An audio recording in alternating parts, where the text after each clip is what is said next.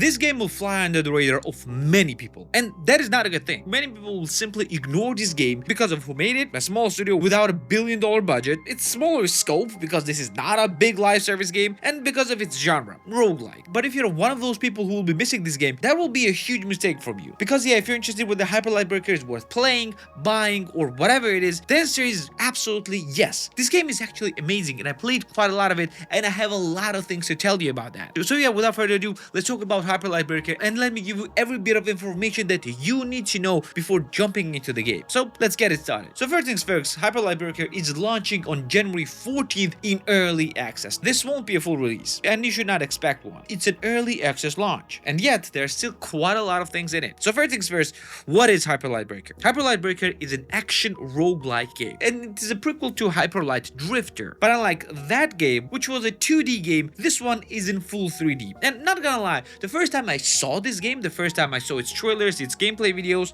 I thought that this was very reminiscent to games like Risk of Rain 2. And when I jumped into it, I was fully expecting some type of clone of Risk of Rain 2. And I'm pretty sure many of you will be expecting the same thing as well. And let me tell you, that is not the case. Even though visually those games look the same, they're both roguelike games, they play very differently. First things first, Hyper Light Breaker is mainly focusing on a melee combat. It also has a ranged combat as well, because you have rails, which are basically guns, but gun usage is kinda limited. Guns are usually your secondary weapons, while your primary weapons are your, well, melee weapons. And you have variety of choices as well, like regular swords, or needles, or heavy hammers, or great swords. You have a large selection of weapons here. And what's most important, each weapon, of course, acts differently. It has different combos, it has different light and heavy attacks, and each weapon have different abilities as well. Like one weapon can summon an AoE attack, well, basically damaging anyone and everyone around you, while others can summon small orbs that will hit sick enemies and hit them. Some might increase your speed and give you other abilities. And yeah, those melee weapons actually really fun to use. But yeah, I'm jumping way ahead. Let me tell you about overall premise of the game. First things first, of course, story-wise, it's a prequel to Hyper Light Drifter, and your overall goal is to defeat an Abyss King. The Abyss King is like a monster that controls Overgrowth, the place where you will be playing in. And Overgrowth is a procedurally generated island that will be different on every run. Now, every run does not mean that every time you get into the island, because run can consist of getting into island multiple times. Now, when you start a run, you start in an underground bunker, and you usually start somewhere in the center of this island. And well, what you need to do on this island? Well, first things that you will see, there are a bunch of map markers on an island. This will be weapon caches, or different ability caches, or amp caches, and bunch of things scattered around. Very roguelike here. You need a gear, right? What you'll also see mainly are 3 different bosses. Those are crowns. Crowns are your main bosses of the game that you need to defeat in order to get to the Abyss King, basically endgame boss. But you cannot go and fight those crowns. You need to actually gain a right to get to the crowns in order to, well, actually fight them. To get to the crowns, you need to collect prisms. Prisms are special items that are dropped across an island, and you can actually see their locations, and usually those prisms are around a bunch of different mini bosses or a bunch of different mobs. And that's where you actually need to start fighting. When you start fighting, you gain also different resources that you can spend on unlocking different cash, then you can spend on unlocking different caches, or spend in your base. Now, as you fight, you will quickly understand that you are not strong enough to defeat anyone and everyone. Now, combat loops actually look very interesting. Well, mainly you are fighting in melee, but as you explore this island, you might come across different gear. Now, this gear can be in specific gear caches, or they can actually be dropped by mobs when you defeat a group of them. Usually when you defeat the entire group of them, the last mob will actually drop something for you. Now, this can be a melee weapon, a ranged weapon, an amp, or a holobite. Amps or holobites are part of your gear. Now, amps usually are your abilities. This is your special type of attacks that you can use with a cooldown. These are your heavy hitting attacks, and they look quite amazing. The holobites are actually the things that makes builds in the game possible. Now, these holobites are actually some kind of perks that you can insert in the specific slots on your gear, and they can modify your abilities in different ways, like giving you special attacks, or increasing your speed, or for example giving you ability to do multiple dashes, or increase the amount of invincibility window while you're dashing. And speaking of dashes, how can you actually fight? What you will be doing in a combat? Well, you have a regular melee attacks, which will basically build up the combo. You have your heavy attacks, which will activate when you hold your attack button, and depending on different weapons, it will be different. Like for example, hammer will do a heavy slam, or for example, needle sword will throw the sword like a javelin. Each melee weapon also have their specific ability, the one that I told you about. You also have your amps, which are basically your special abilities, and you also have rails, which are basically your guns. Now, guns can be different and they can attack in different ways. It can be like your regular pistol pistols or regular shotguns or some type of laser weapons, but what you do have also is your charges. Charges are basically your ammo, and the reason why melee weapon will be your main attack source is because you have very limited amount of charges. You won't have enough bullets to kill anyone and everyone around you. This is basically your dodge roll, and you also have an ability to parry as well, meaning that you can actually time block to deflect enemies' attack. Now that's easier said than done, but all of those things make this combat very reminiscent of, not gonna lie, Souls-like. You have your dodge rolls, you have your parries, you have your multiple different abilities, and you mainly attack with your sword or melee weapon. And yeah, not gonna lie, because I played Elden Ring quite recently,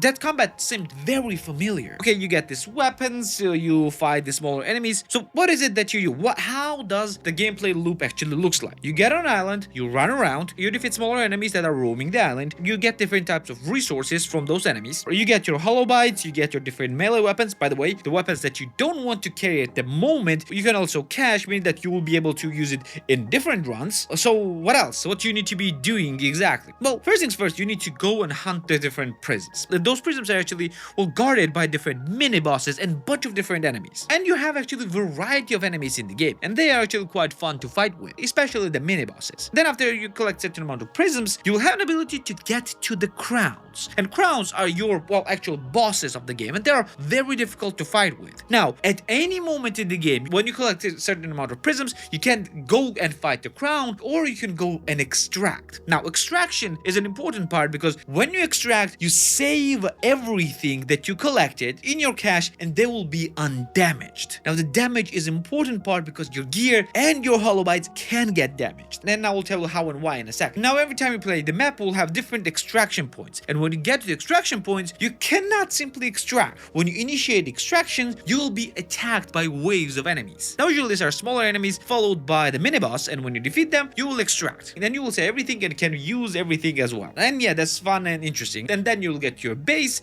and then you have an ability to use and to do a bunch of different things in your base. But before that, there are also other things that are happening in a game as well. And mainly is that you don't have an infinite time to do everything that you want in a game. You also have a timer, and as timer progresses, the island will become more hostile and have some kind of radiation zones that will kill you if you stay way too long in them. So meaning that you actually need to extract after some time, and you cannot actually complete entire map in one run, or rather in one drop. But because this is roguelike, if you die during the drop, what will happen? Because in roguelike, death is a mechanic, so is it here as well? Well, actually it is. When you'll die in the game, you will be resurrected, meaning that you will be thrown back to the base, but the resurrections here are limited. We only can resurrect 4 times until run will reset, meaning that everything that you did on an island will be reset completely, and you will need to start all over again with a new procedurally generated island. But remember when I said about gear damage? You see, every gear has certain amount of points that they can take. Some gear, and usually the low quality gears,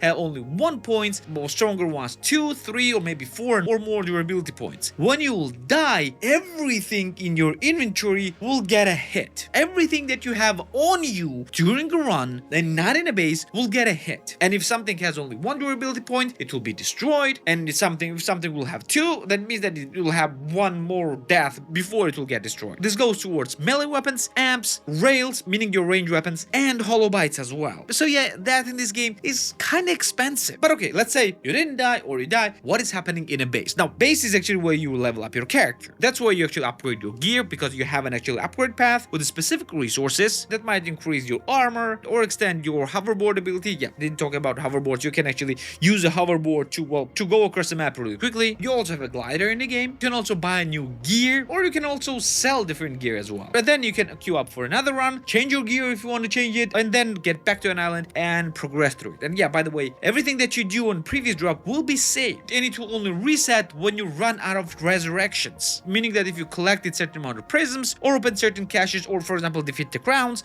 it will be saved for the next drop. Now, regular enemies will respawn though. Now the question, with all the things said, is it repetitive? Well, if you look at the genre, the entire roguelike is repetitive, but it's not really. Now you see, even between the runs, even when the runs will not change, even with the different drops, different enemies will spawn on different places, meaning that every time you go there, even on the same map, it will be a little bit different. And now, because you're collecting different gear, upgrading your character becoming stronger and stronger and stronger. It will become a little bit different every single time. And even on a different runs, when islands will be reset, islands will actually become completely different, giving you different set of challenges. Now, don't get me wrong, this game is not easy. It's actually quite difficult. I struggled a lot, especially in the beginning, because I had very wrong expectations of what this game is and my character's power levels. Your character is not very strong, and you need to understand this from the very beginning. You need to learn how to play this game just like in any other roguelikes or even Souls-likes. You need to understand your strengths and weaknesses to actually be good at this game. And what is fun about this game is it's co-op. You can actually play this with friends, and you can mix and match and combine different breakers. See, I didn't talk about breakers. You can actually play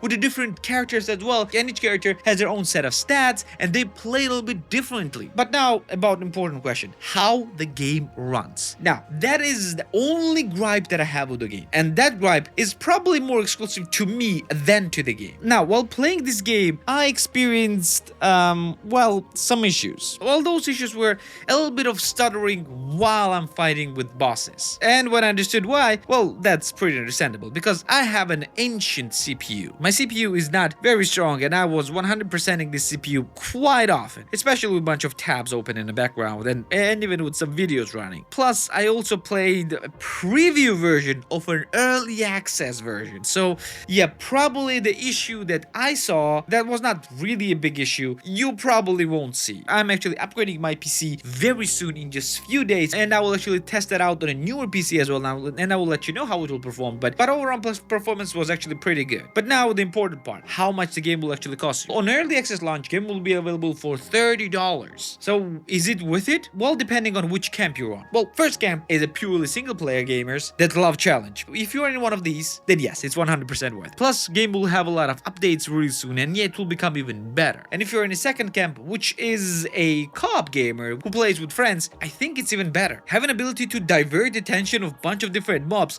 is really important, especially with how hard this game actually is. So yeah, it's even more worth it then. So overall, yes, this game was actually worth waiting for, and it was worth the hype, and it will probably get even better with time. And well, yeah, of course, if you like the challenge, you probably love Elden Ring, so you can watch my review of it right here. And if you like roguelikes, you will probably enjoy Balatro as well, then you can watch my review of it right here as well. Don't forget to subscribe right here as well. This will be for today. I'm gonna see you in the next one.